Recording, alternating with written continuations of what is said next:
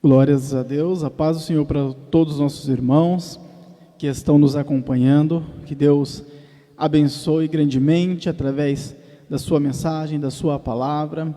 Estamos mais uma vez em mais um momento de ensino da palavra de Deus, transmitido aqui da nossa igreja, da Multiforme Graça de Deus, através da página do Facebook de nossa igreja. Todas as sextas, a partir das 20 horas, nós temos um encontro marcado aqui, através da live, para aprendermos um pouco mais da palavra do Senhor. Amados, eu quero nesta noite compartilhar com os irmãos da palavra de Deus, num tema, o altar e o incenso.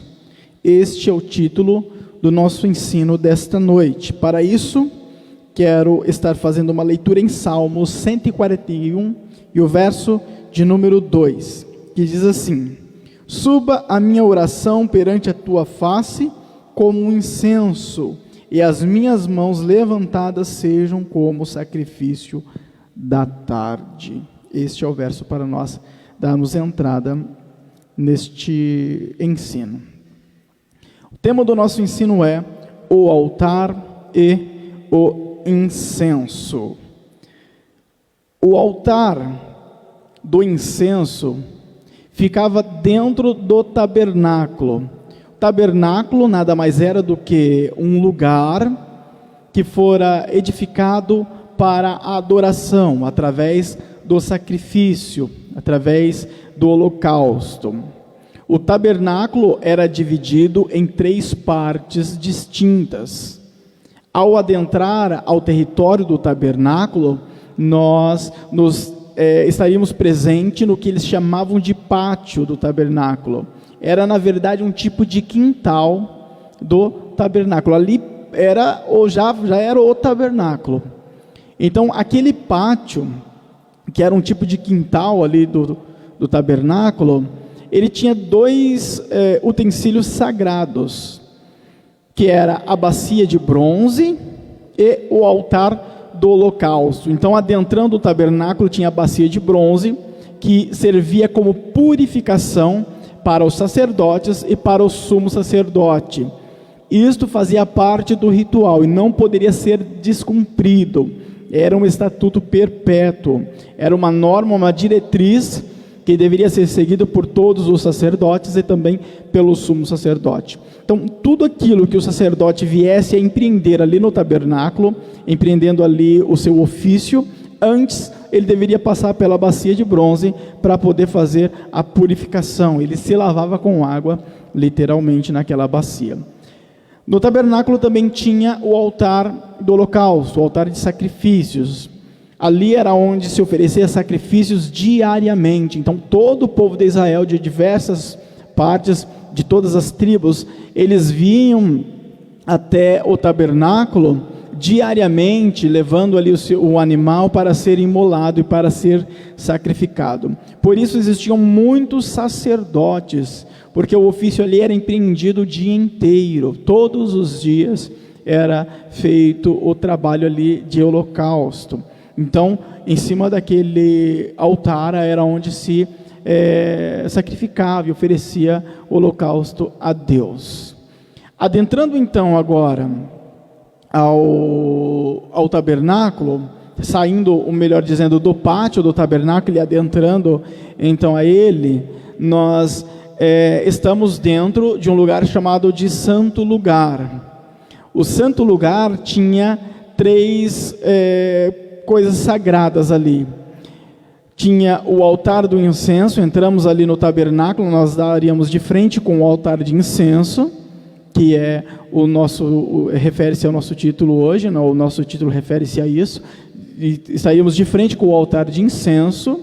De um lado estaria a menorá, que é o candelabro, o candeeiro, que tinha 7 hastes, que servia como iluminação do ambiente, nós vamos falar disso também, onde era-se colocado um azeite e ateava-se fogo em cada haste. Então tinha 7 hastes que ardia em fogo ali constantemente. Do outro lado tinha a mesa dos pães da propiciação. Em cima da mesa tinha o pão, que era feito pelos sacerdotes, e ele ficava ali sobre aquela mesa, servia como um ato simbólico. Não entraremos nisso porque não faz parte do nosso tema. Mas o pão ficava em cima daquela mesa, a mesa dos pães da propiciação. Aquele pão ele ficava ali, ele não poderia envelhecer em cima da mesa. Então os sacerdotes eles pegavam daquele pão, eles comiam, se alimentavam do pão e colocavam um pão novo. Na verdade, eles faziam um pão novo, colocavam no lugar, tiravam aquele pão que ainda não estava velho, mas não servia como parte do ritual. Então eles tiravam aquele pão e eles se alimentavam dele. E o pão novo era colocado no local, e isso constantemente, sem parar. Sempre era feito isso. O altar do incenso, ele ficava de frente a um véu, bem grosso. Porque do outro lado do véu existia um outro lugar chamado de Santo dos Santos, ou Santíssimo Lugar, dependendo da tradução bíblica.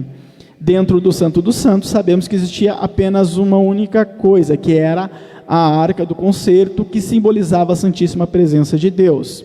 Dentro da arca tinha a vara de Arão que havia florescido, as tábuas da lei e parte do maná, uma porção do maná estava dentro da arca. Sobre a arca ia uma tampa conhecida como propiciatório, que tinha 2 querubins com asas, um voltada para o outro, cobrindo ali o propiciatório. O que nós estamos a aprender aqui é sobre o altar do incenso. O altar do incenso, ele tinha mais ou menos 89 centímetros de altura, mais baixo do que essa tribuna aqui que eu estou. E ele media 44,4 centímetros de diâmetro. Ele era quadrado, tá?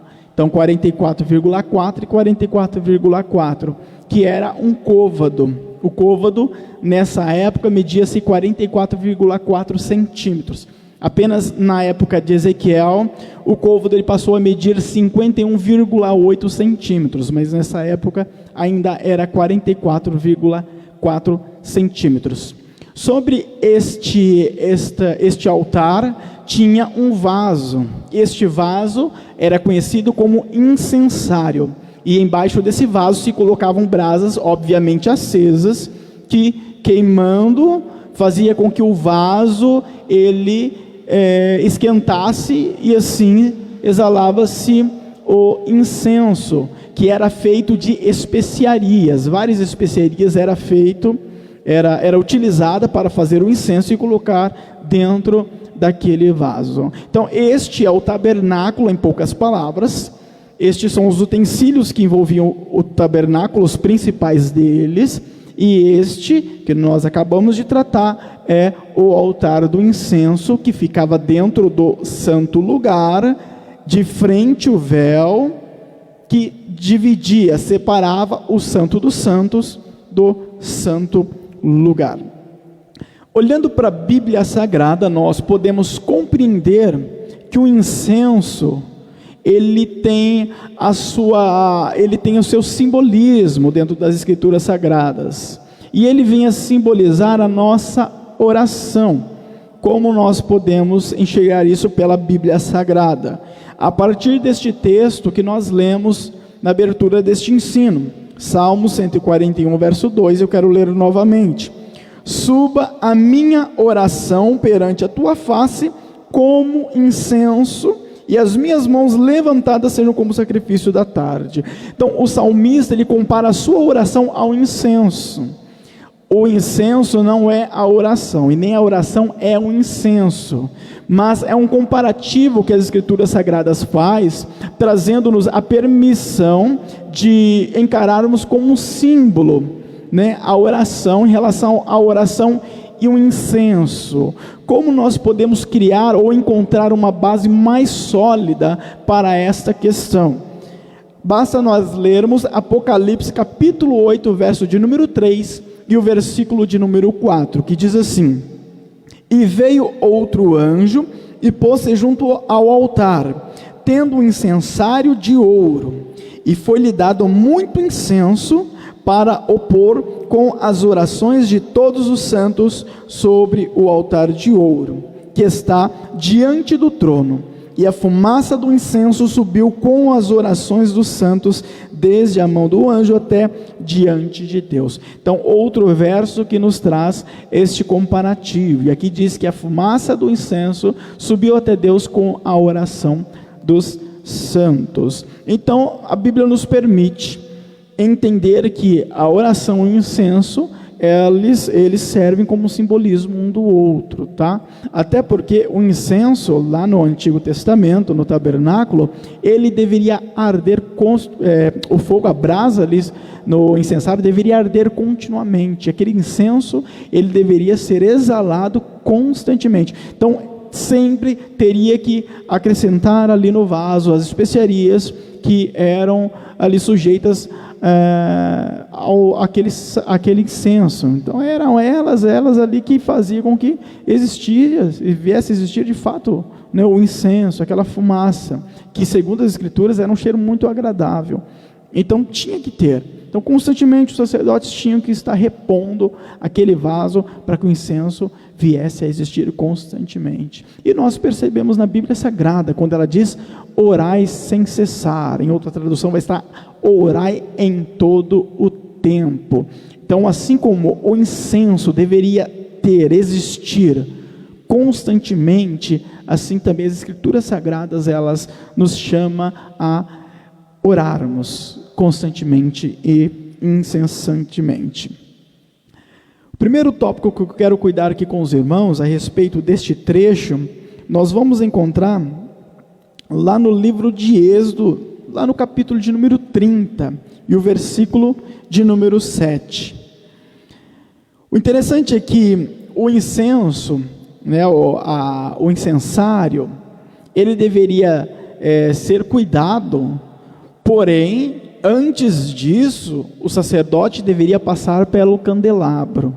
Então o candelabro deveria ser aceso primeiro. Se ele estivesse se apagando, eles deveriam utilizar a espevitadeira, que era um instrumento utilizado para desentupir ali os orifícios do candelabro. Ele tinha que estar aceso para que depois, então, eles viessem a cuidar do altar do incenso. O incenso deveria existir constantemente, mas o candelabro não poderia se apagar.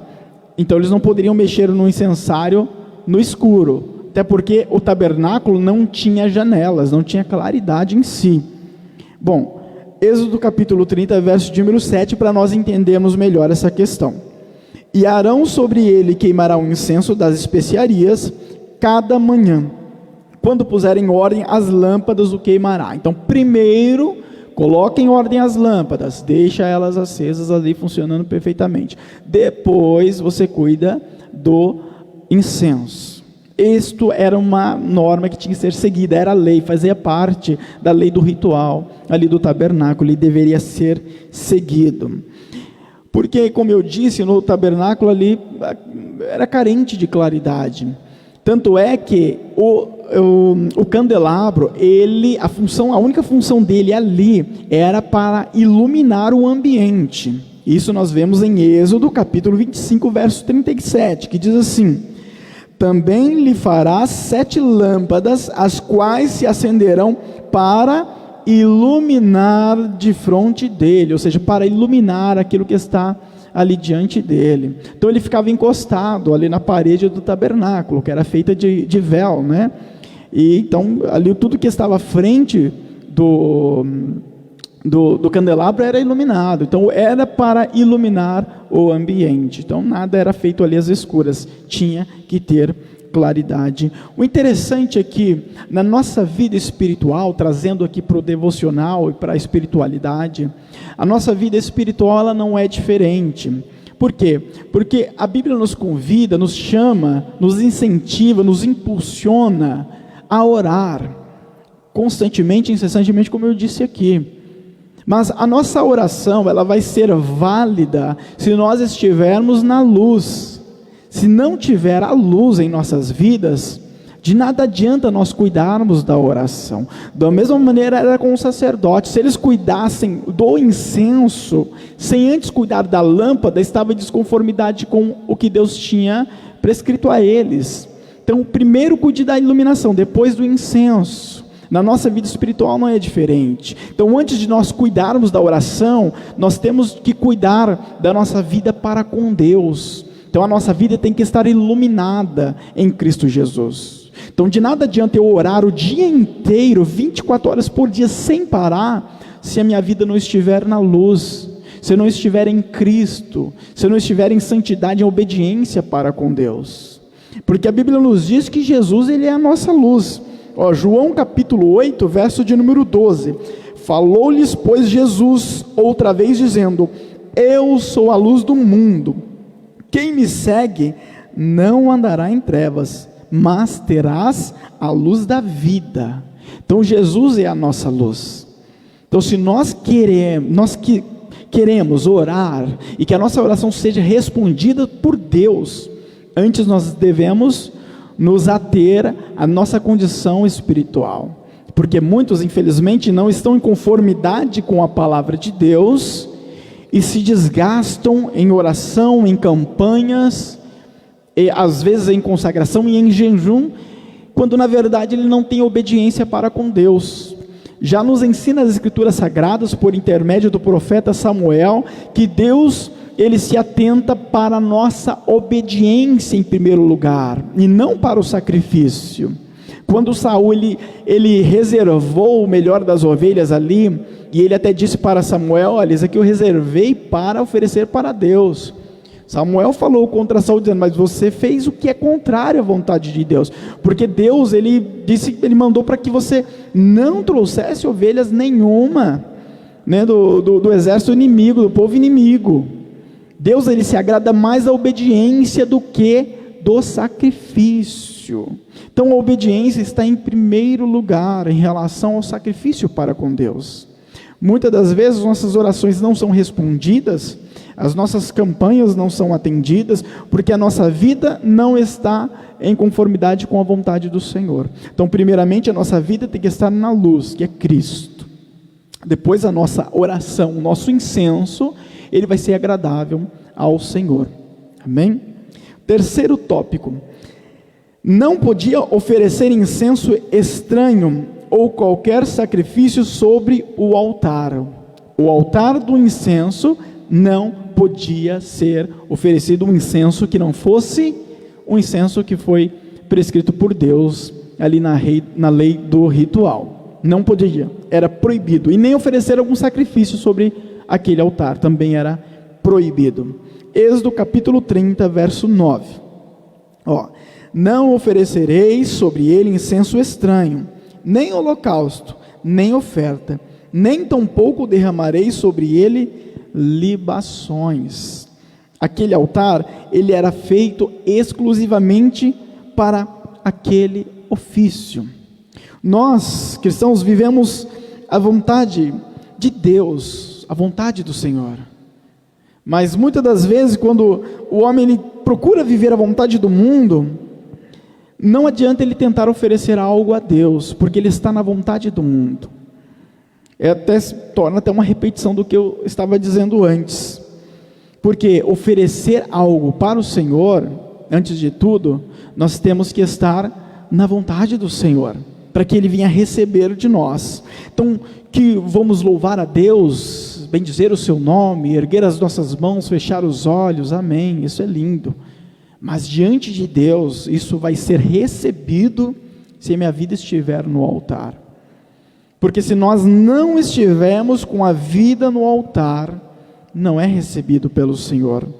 Então nós somos um altar de Deus, espiritualmente falando. Como o incenso ele saía do altar, ali no tabernáculo, a oração ela sai de nós.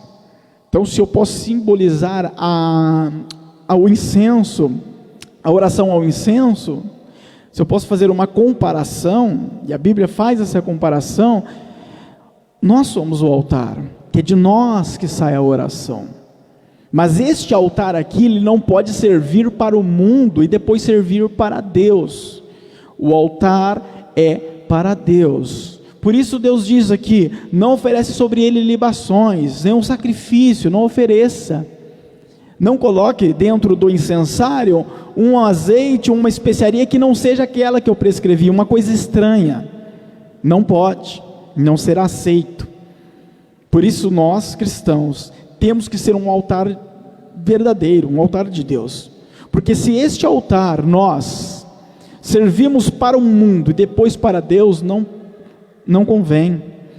Nós temos que servir um único Deus. É o nosso Senhor e Salvador Jesus Cristo, é o nosso Deus, é o nosso eterno Pai. A Ele nós devemos servir. E a nossa vida, este tabernáculo, ou este altar, ele tem que ser exclusivo de Deus.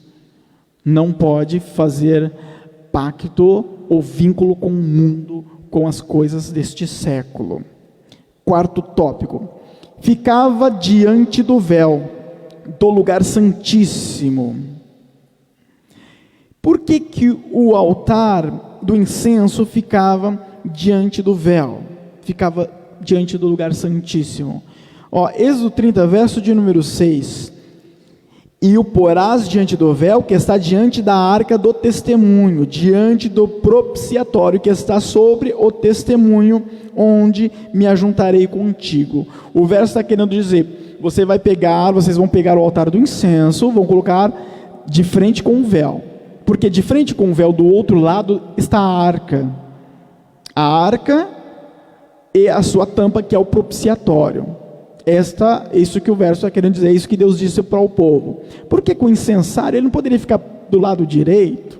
Podia colocar ali o candelabro, aqui o incensário, o altar do incenso do outro lado, ou a mesa dos pães na frente, enfim, não poderia ser diferente? Poderia, mas isso atua como um simbolismo em relação ao povo de Deus, Israel, sacrifício de Jesus, gentios, tudo está conectado. Porque o altar do incenso ficava ali diante do véu. O que impedia a aproximação do incenso à arca do concerto? Não era o véu? Então, o único obstáculo era o véu. Da mesma maneira, a nossa oração, ela é impedida, ela era barrada pelo véu. Por quê? Porque, segundo a lei, para mim obter de Deus o favor, por causa do meu pecado, da minha má conduta, o favor de Deus, era através do sacrifício. Então eu não poderia se achegar à presença de Deus e obter dele o favor. De mãos limpas não, porque a Bíblia nos diz que sem sangue não havia purificação de pecados, então era impossível. Eu tinha que levar um animal obrigatoriamente ao sacerdote para que ele imolasse o animal. E quando no dia da expiação, uma vez por ano, se tinha acesso à arca do concerto, que era a presença de Deus, simbolizava a presença de Deus, apenas o sumo sacerdote poderia entrar lá. O povo não podia, ninguém podia, nem o sacerdote podia, apenas o sumo sacerdote. Então o véu era obstáculo. Então, as nossas orações, o favor de Deus a nós era impedido por causa disso. A única maneira de obter era através de um sacrifício de um animal, que era imolado pelo sacerdote, oferecido pelos sacerdotes, e no dia da expiação, uma vez por ano, como eu disse, repito, pelo sumo sacerdote dentro da arca, ali do Santo dos Santos, diante da arca da aliança, depois do véu, além do véu. Mas aí Jesus, ele veio e fez o que não tinha como ser feito por ninguém. Ele rasgou o véu. E isso literalmente. Mateus 27:51. Eis que o véu do templo se rasgou em dois, de alto a baixo, e tremeu a terra e fenderam-se as pedras. Quando Jesus gritou, está consumado, fendeu-se as pedras, houve terremoto, o véu do templo se rasgou. Isso também foi um ato simbólico da parte de Deus, dizendo, há livre acesso agora, depois da morte de Jesus, entre nós e o Santo dos Santos, ou seja, a presença de Deus. Então o que está sendo dito aqui? Não existe mais obstáculo entre vocês e a minha presença. Não carece mais do sacrifício de um animal, porque Jesus já morreu, já se sacrificou. Então é um sacrifício eterno, não há necessidade de sacrificar algo mais. Então, se hoje eu tenho livre acesso à presença do Pai através da minha oração, é por causa do sacrifício de Jesus. Porque se Jesus não tivesse morrido na cruz, eu teria acesso através do sacrifício de um animal, que seria imolado pelo sacerdote, e eu não estaria diante da presença de Deus, mas obteria dele o favor. Então hoje eu tenho acesso à presença de Deus e obtenho dele o favor, por causa do sacrifício de Cristo. Isso eu consigo através da minha oração. Por isso que é importante nós orarmos e buscarmos ao Senhor em oração. Então o fato do altar estar diante do véu é um símbolo de que entre a presença de Deus e o incenso havia um obstáculo, mas hoje não há mais obstáculo. A sua oração pode adentrar a presença do Senhor e é recebida por Deus. Isso nós vemos aqui no texto que nós lemos de Apocalipse, é recebida pelo Senhor. Amém? Tópico de número 5. Isso, tópico de número 5. Uma vez por ano deveria ser purificado com sangue nas pontas. O altar de incenso, uma vez por ano, deveria ser purificado com sangue nas pontas. Existe um motivo deles ser purificado. Êxodo 30, verso de número 10. E uma vez no ano Arão fará expiação sobre as suas pontas, as pontas do altar do incenso, com o sangue do sacrifício das expiações. Uma vez no ano fará expiação sobre ele pelas vossas gerações. Santíssimo é ao Senhor. O motivo principal é para que o altar de incenso estivesse literalmente purificado. Esse era o dia da expiação. Nós podemos falar aqui do dia da expiação em uma outra ocasião, que é cheio de informações e muito importante para nós cristãos aprendermos e saber que isso tem uma aplicação na nossa vida espiritual. Mas no dia da expiação, que era uma vez só no ano, que o sumo sacerdote adentrava ao Santo dos Santos, o altar do incenso era purificado. Isso era um símbolo também. E você vê que as questões das leis dos israelitas, né? As coisas do tabernáculo, tudo é cheio de símbolos, tudo tem ligação com o sacrifício de Cristo. Se você ler o livro de Levíticos e posteriormente a epístola aos Hebreus, você vai ver que tem uma forte ligação entre a lei judaica em relação aos rituais, o sacrifício de animais com o sacrifício de Jesus Cristo. Tá? Então o altar deveria ser purificado. Efésios capítulo 2, verso de número 13 diz assim, mas agora em Cristo Jesus, vocês que antes estavam longe, foram aproximados mediante o sangue de Cristo. O sangue de Jesus, ele nos trouxe essa purificação. Se nós somos um altar para oferecer algo a Deus, a nossa oração, o nosso incenso, nós precisamos de purificação. Porque o altar do sacrifício, o altar do incenso, ele era purificado uma vez por ano, mas Jesus com seu sangue nos purificou uma única vez para todo o sempre. O sacrifício de Jesus, ele é eterno. Então eu estou purificado por Cristo. Não há necessidade de haver uma purificação todos os anos. Existem alguns segmentos religiosos que promovem momentos e cultos da purificação.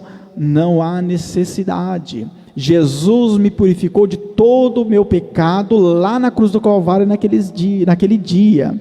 E se eu vir a pecar contra Deus, através do meu arrependimento, a minha oração para com o Pai, eu tenho acesso a Ele, eu obtenho o favor de Deus por causa do sangue de Jesus vertido por mim na cruz do Calvário. Hebreus 10, verso número 4. Pois é impossível que o sangue de touros e bodes tire pecados. O sacrifício do Antigo Testamento não tirava pecado. Ele apenas cobria diante da face de Deus os pecados. Ele não tirava. O único que tira pecado é Jesus. João Batista, ele já deu testemunho disso. Eis o Cordeiro de Deus que tira o pecado do mundo.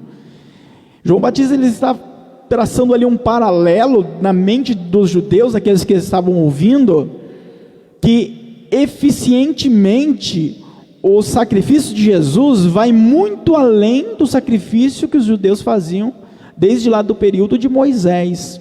Então ali é um choque dentro da mente dos judeus com aquela pronúncia, aquela pregação de João Batista, quando ele diz que o Cordeiro de Deus era Jesus, que tira o pecado do mundo, porque o sacrifício de animais ele não tirava, ele cobria. Então ele trazia uma religação, ele religava o homem a Deus, mas não era uma ligação perfeita. Aí vem Jesus, morre por nós na cruz do Calvário, e perfeitamente ele liga, ele faz um elo entre nós e o nosso Deus. E um exemplo deste elo perfeito é o Espírito Santo, que habita em mim e habita em você, e ele é perfeito, amém? Último tópico para nós finalizarmos, que as nossas horas se vão, para nós concluirmos. Uma vez por ano um incensário entrava no Santíssimo para cobrir a arca. Isso é interessante. Quando o sumo sacerdote ele adentrava ao Santo dos Santos, uma vez por ano, como eu disse, ele tinha que levar um incenso, o incensário, aquele vaso que ficava sobre o altar. E aquele incenso, ele literalmente cobria a arca. Olha só que interessante, verso de número 12 e 13 de Levíticos 16. Tomará também um incensário cheio de brasas de fogo do altar, de diante do Senhor, e os seus punhos cheios de incenso aromático moído, e o levará para dentro do véu, e porá um incenso sobre o fogo perante o Senhor, e a nuvem do incenso cobrirá o propiciatório, que está sobre o testemunho, para que não morra. Olha só o final deste verso, para que não morra. Então o incenso deveria ser levado pelo sumo sacerdote, e aquela fumaça do incenso cobria todo a arca propiciatória, que era a tampa da arca. E o verso diz, para que não morra. Se não entrasse com o incenso lá dentro daquele lugar, entrar no Santo dos Santos sem o incenso, se entrasse sem o incenso, era morte, na certa. Segundo a tradição, não posso dizer isso taxativamente como uma verdade, porque não está na Bíblia, mas segundo a tradição, dizia-se que os sacerdotes, o sumo sacerdote, ele entrava com uma corda amarrada no peito ou na cintura. No seu manto existia um guizo, que eram campas, campainhas e romãs. Ele entrava lá e havia um barulho daquele guizo batendo ali, a campainha batendo nas romãs. Se a campainha parasse de soar, os sacerdotes ouvissem, ele morreu lá dentro. Ninguém podia entrar lá, só o sumo sacerdote uma vez por ano. Então ia esperar um ano para depois alguém ir lá, não. Então eles amarravam uma corda no peito ou na cintura. Se ele morresse lá, né, entrou com um pecado, por exemplo, morreu lá, porque estava na presença de Deus, não podia entrar com pecado, tinha que passar por um processo de purificação. Então eles puxavam com aquela corda o cadáver, né, o corpo para fora, ali para o lugar santo, através do véu. Isso é tradição, não tem como provar isso verdadeiramente, é uma tradição. Mas o que não é tradição e é uma verdade, nós vemos aqui nas Escrituras Sagradas, é que ele não podia entrar sem o incenso, senão poderia morrer. Ele cobria todo o altar.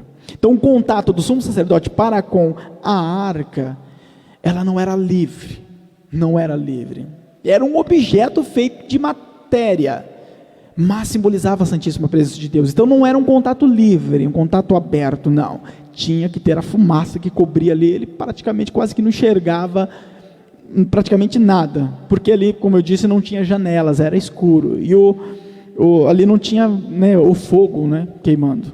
Então era desse jeito que funcionava mesmo. Hebreus 4,16, último verso para nós concluirmos.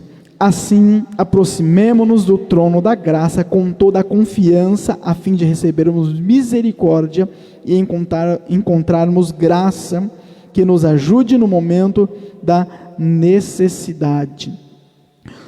Nós podemos nos aproximar do trono da graça, e com toda a confiança. Por quê? Porque Jesus, ele abriu o acesso.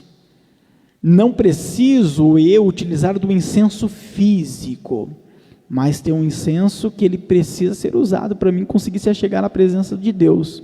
Sabe qual é a nossa oração? Sem oração não tem como eu chegar a Deus, eu chego através da oração. Então através da oração eu vou adentrando o reino celestial, a presença de Deus e o trono. Aproximemo-nos do trono da graça com confiança, a fim de recebermos misericórdia. Você quer misericórdia de Deus? Você quer encontrar graça da parte de Deus? Como diz aqui no texto, algo que nos ajude no momento de necessidade. Você está necessitado? Você precisa de Deus? Então, com confiança, pode adentrar ao santuário de Deus, mas é somente com incenso. Sem ele você não consegue. Tem que ter oração, e através da nossa oração nós adentramos a presença de Deus. Por isso é importante. Está aflito? Ore. Está necessitado? Ore. Está enfermo? Ore. Está com dificuldades financeiras, espirituais, não importa que dificuldade você esteja, ore, se achegue à presença de Deus. Não tem luta nenhuma sobre a sua vida? Amém. Continue assim, mas ore da mesma maneira, porque o Pai, Ele quer intimidade para conosco, que a intimidade é através da nossa oração. Amém? Que Deus abençoe a todos os nossos irmãos ricamente. Eu quero estar orando com vocês. Senhor Deus, obrigado por este momento, te agradeço mais uma vez pela vida dos teus filhos que estão presentes, ouvindo da tua mensagem, Pai. Fala em nosso coração durante essa semana, este mês, durante este ano, através dessa mensagem, que ela possa ecoar dentro de nós a cada dia, nos alimentando, que nós venhamos através do seu Santo Espírito meditar nela cada dia, cada dia, cada dia, e que surta efeito na vida dos teus filhos. Trabalha em cada necessidade, em cada dificuldade, em cada vida dos teus filhos, dos teus servos, adentra cada lar, realiza da tua obra, expulse, Senhor, todo mal, em nome de Jesus, toda a obra do adversário seja desfeita, e que a vontade do Senhor sobre a nossa vida prevaleça, em nome de Jesus. Que Deus abençoe a todos ricamente, em nome de Jesus. Amém.